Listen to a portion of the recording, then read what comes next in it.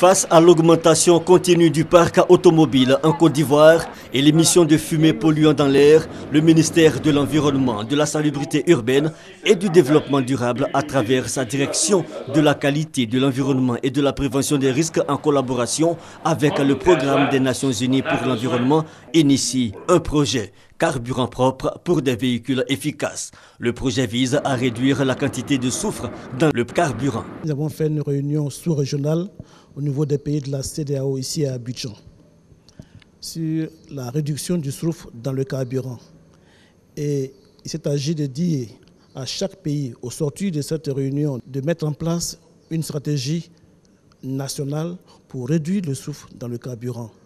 Et pour respecter cet engagement, la Côte d'Ivoire a décidé de faire aujourd'hui cette réunion. Ce projet de réduction du soufre dans les carburants vise également à atténuer l'impact néfaste du soufre sur la santé humaine et sur l'environnement, sans oublier l'amélioration de la qualité de l'air en milieu urbain.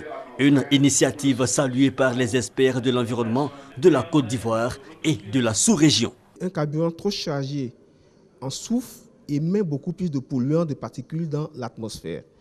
Aujourd'hui, ça pose un problème de santé publique. Selon les responsables du ministère de l'Environnement, de la Salubrité urbaine et du Développement durable, après l'élimination du plomb dans l'essence, la Côte d'Ivoire est le premier pays en Afrique de l'Ouest à élaborer une stratégie de réduction du soufre dans le carburant.